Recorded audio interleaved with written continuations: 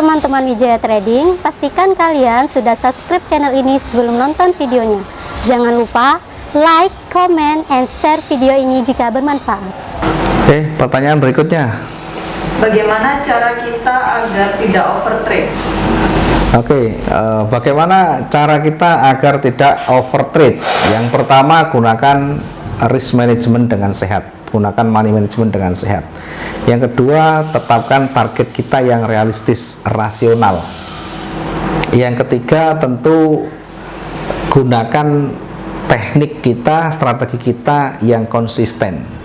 Jangan sebentar-bentar kita ikut orang, jangan sebentar-bentar kita terpengaruh dengan orang lain, sementara kita tidak punya dasar sendiri, sehingga orang itu melakukan transaksi lebih atau overtrade biasanya karena sudah masuk duluan, sudah entry duluan, salah, tidak ada manajemen risiko yang baik, sehingga kebingungan di sana. Ya, mungkin maksudnya untuk mengurangi kerugian itu, untuk mencegah kerugian itu lebih besar lagi, atau bahkan pengennya menghajar dengan transaksi berikutnya supaya kita bisa keluar dari zona merah itu.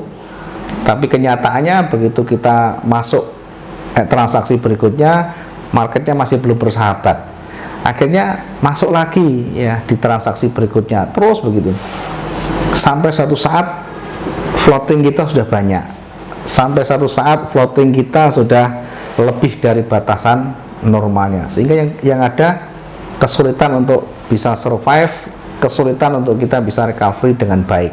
Itu karena keinginan kita untuk tadi pengen cepet exit, pengen cepet profit, pengen cepet sebagainya. Intinya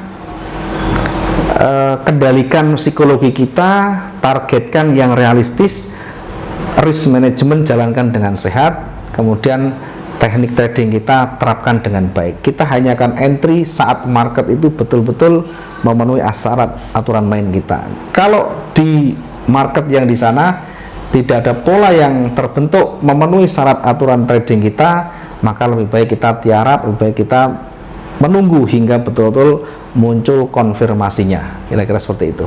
Oke, selanjutnya. EMA berapa yang cocok untuk scalping dan intraday, Pak?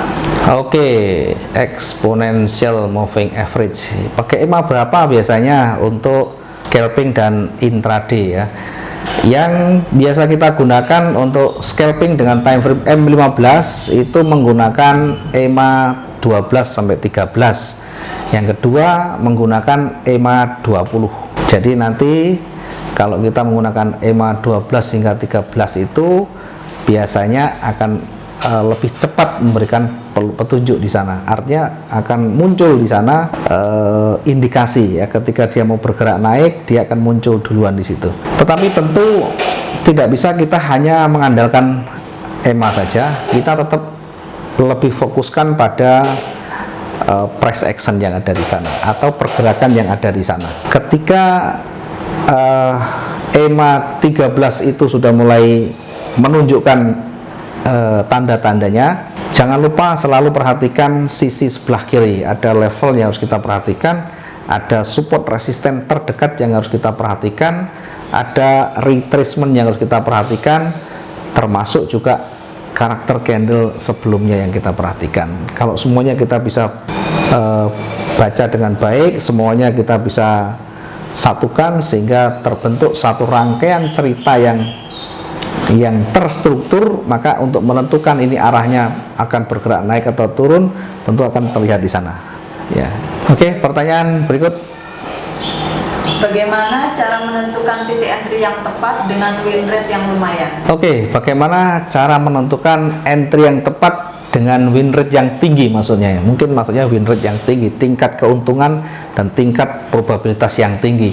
Pertama, kita kembali lagi, kita mau trading dengan intraday atau dengan menggunakan swing trading ya. Intinya walaupun kita menggunakan trading harian atau trading swing, maka yang paling penting adalah bagaimana kriteria kita, kriteria dari sistem yang kita gunakan atau trading plan seperti apa yang kita gunakan. Contoh misalkan saya hanya akan entry saat market itu mulai ada tren atau mulai ada kecenderungan satu arah. atau mulai ada tren ya, sehingga minimal 2 puncak 2 lembah terpenuhi ya. Tidak ada market yang datar, bukan dalam market yang datar atau sideways itu. Yang kita prioritaskan adalah market yang ada trennya, ada kecenderungannya, apakah naik atau turun. Kemudian kita tunggu breakout-nya, breakout di support atau resisten terdekatnya. Kemudian berikutnya yang paling potensial lagi, ketika dia sudah mendekati arah levelnya, ketika dia sudah mendekati arah range harian, maka perhatikan di ujung candle terbarunya atau di area puncaknya atau di area lembahnya, apakah di situ ada tanda-tanda market itu akan berlanjut atau bahkan akan berbalik ya. Nanti kita bisa lihat di situ. Nah, tanda-tandanya apa? Ya tentu kalau mau berbalik ya bisa jadi di sana ada rejeksi, kemudian ada loss momentum atau candle yang mulai mengecil. Kemudian satu lagi ada perubahan warna. Coba perhatikan di sana apakah akan muncul di puncaknya, apakah muncul di area levelnya. Kita perhatikan, kita lihat kalau itu sudah muncul, maka apa yang menjadi trigger berikutnya, apa yang menjadi konfirmasinya. Karena bisa jadi ada loss momentum, bisa jadi ada rejeksi, tetapi tidak ada perubahan warna di sana. Maka bisa jadi akan kembali lagi bergerak lebih kuat lagi, dengan catatan satu, mungkin ada news yang berdampak.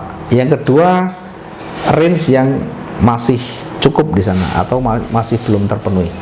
Sehingga intinya kalau kita pengen punya win rate yang tinggi, maka tidak asal kita entry ya. Kita hanya entry ketika punya atau pola yang ada di pasar itu, pola yang ada di market itu minimal memenuhi syarat aturan trading kita dengan tingkat probabilitas yang tinggi. Artinya ketika terpenuhinya unsur dari syarat itu muncul, sudah baru kita entry. Walaupun setiap saat kita bisa entry, tetapi tidak semua candle, tidak semua waktu kita bisa gunakan untuk entry yang punya potensi yang besar. Jangan entry saat market itu dalam posisi datar. Jangan entry saat market itu tidak jelas. Artinya berada di area range, naik dan turun sama. Nah, ini naik dan turun sama. Maka hindari seperti itu karena kita akan kena pingpong ya. Bagaimana ketika satu hari tidak ada tren? Ya kita hindari, kita tidak trading, tidak melakukan entry point di dalam satu hari itu. Tentu akan lebih baik kehilangan peluang daripada kita kehilangan uang kita. Itu yang selalu kita ingatkan.